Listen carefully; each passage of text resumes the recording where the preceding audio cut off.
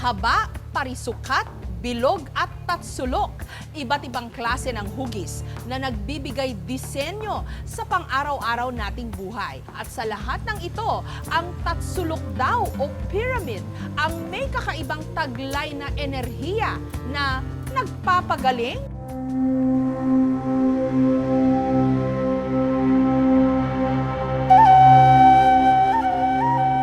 Noon magpahanggang ngayon, patuloy pa ring namamangha ang buong mundo sa mga istrukturang ito. Ang mga pyramid. Pinaniniwalaang sagrado. Dito sa Pilipinas, alam nyo bang meron din tayong mga pyramid? Ang mas nakakaintriga rito, nakakagaling daw ang mga ito ng malulubhang sakit.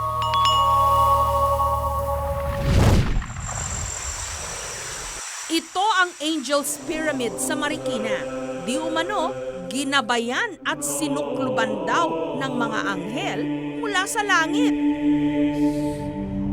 Taong 2001 nung ipinatayo ito ni Brother Ruben Doria, ang di umano sugo ng mga anghel.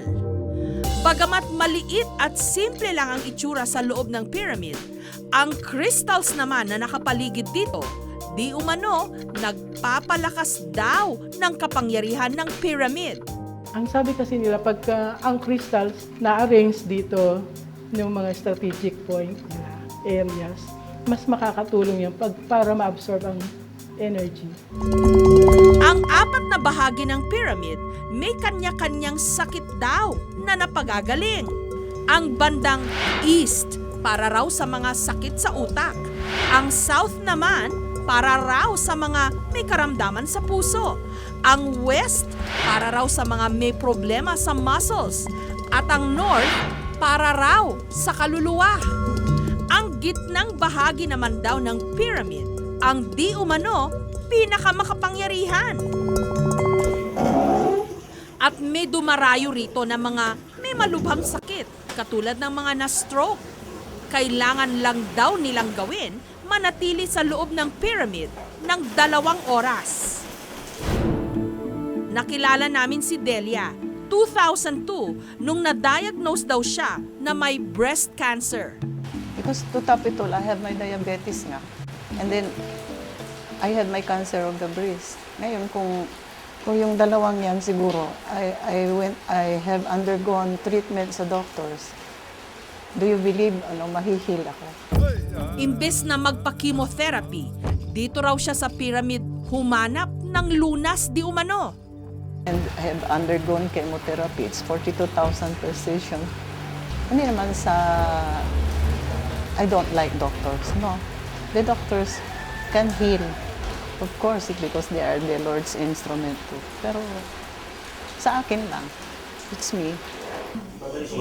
Pero babala ng mga eksperto, delikado ang hindi pagsangguni sa doktor kapag may ganitong kalalang karamdaman. Maaring kumalat yung cancer eh. Maaring hindi lang doon sa parte na involved, maapektuhan ng mga buto, ang atay, ang lahat maaring maapektuhan.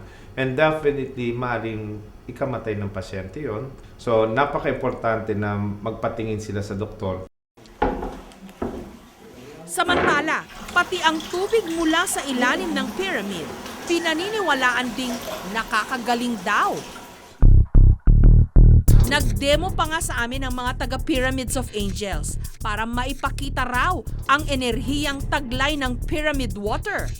Gamit ang bumbilya, susubukan daw itong pailawin sa pamamagitan ng paglubog ng wire cable nito sa iba't ibang klase ng tubig. Nung sinubukan itong ilublob sa distilled water, purified water at tubig ng MWSS, hindi umilaw ang bumbilya. Pero nung inilubog na ang wire cable ng bumbilya sa pyramid water, agad itong umilaw. Ang kanilang paliwanag? Dito walang ilaw siya because wala siyang minerals or less yung minerals niya. Hindi kaya mag-conduct yung minerals or insufficient yung minerals na nandun sa tubig. Whereas dito, iilaw siya kasi may presence ng minerals. Dahil daw dito, naisipan nilang magpatayo na rin ng pyramid pool para pwede raw dito maligo ang mga pasyente. Ayon sa mga kwento-kwento, taong 1930s nung nadiskubre raw ni Antoine Bovis ang diumano'y kapangyarihan ng pyramid. Nakita raw kasi ng nasabing French physicist sa loob ng pyramid ang basurahang puno ng mga patay na hayop at pagkain na hindi nabubulok. Bagamat pinabulaanan ni Bovis na may ganitong insidente, mula noon, nagkalat na ang iba't ibang mga espekulasyon na may enerhiya nga raw ang mga pyramid. Ang Pyramid of Asia sa Pangasinan, isa sa mga naunang pinaniwalaang healing pyramid sa Pilipinas. Taong 1999 nung una itong binuksan sa publiko. Dinaluhan pa ito ni dating Pangulong Fidel Ramos at ng iba pang mga dayuhan. Gawa sa kahoy at simento ang pyramid. Nag-iiwan dito ng litrato ang ilang mga bisita. Paniwala kasi nila, patuloy silang magagamot kapag ginawa nila ito. Yun nga lang, kapag maulan daw at tuwing gabi, nawawalan ng bisa ang pyramid. Pag umuulan, walang power. Pag gabi, walang power. Kasi ang ikot ng electromagnetic field ay north to south, east to west, at the height of the sun. Pag mainit. Ngayon, pag medyo palubog ng araw, nagre-reverse ang takbo ng field.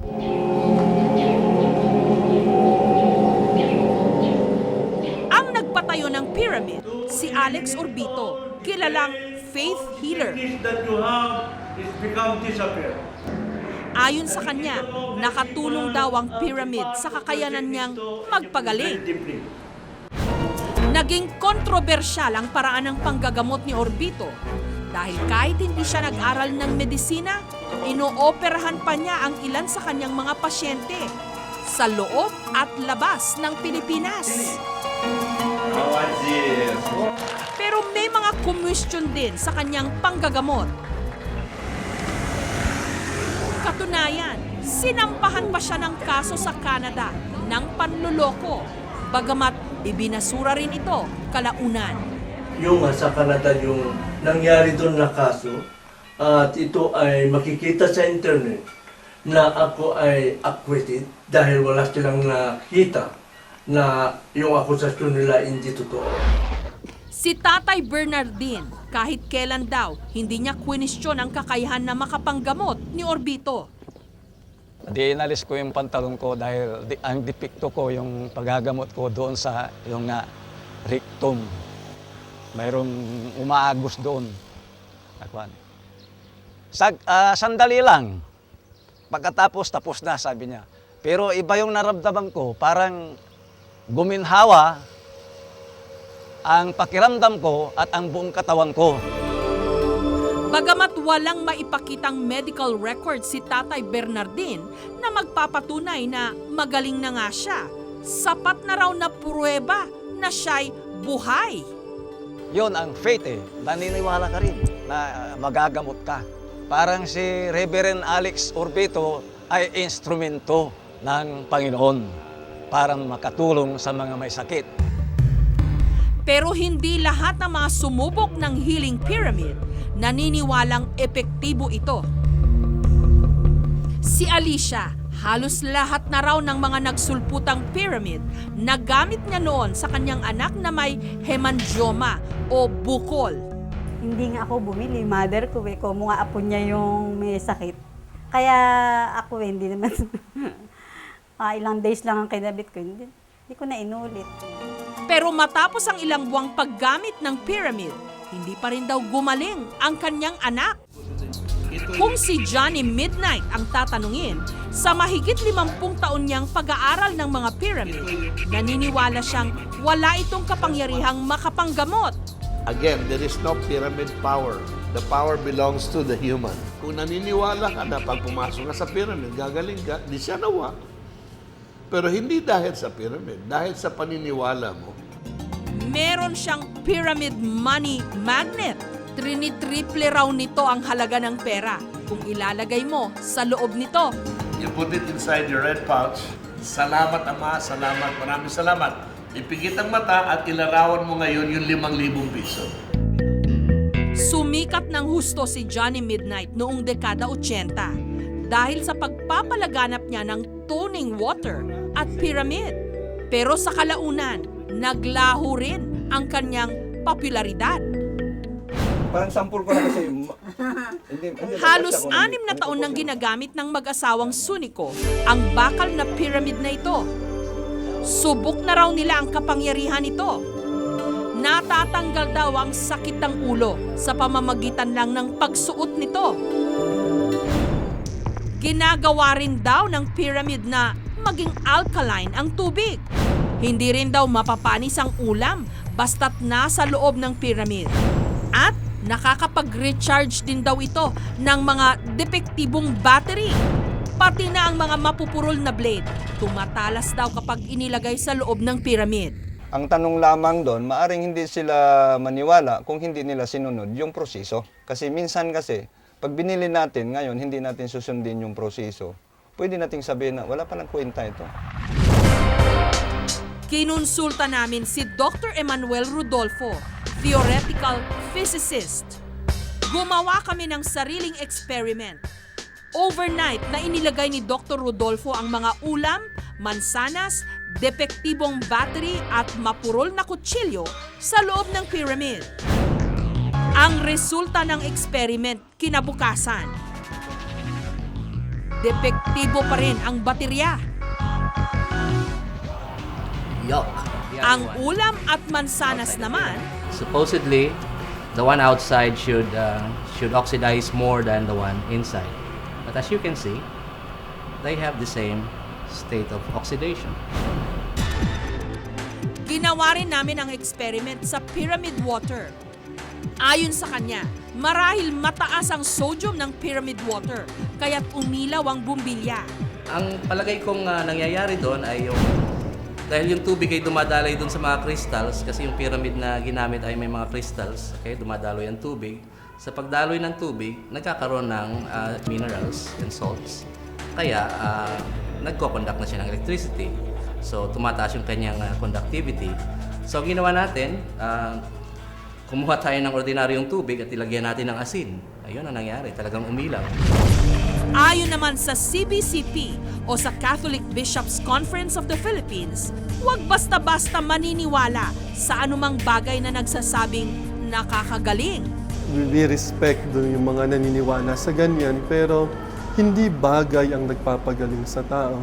Hindi lang din ang sarili niya, hindi physical structure o ano pa mang enerhiya sa kalawakan. It is only because of God. And God is more than an energy. Sa panahong nangangailangan ng tao ng himala at lunas, lahat susubukan kahit pa ang mga bagay na wala pa ring nakahandang paliwanag ang siyensya.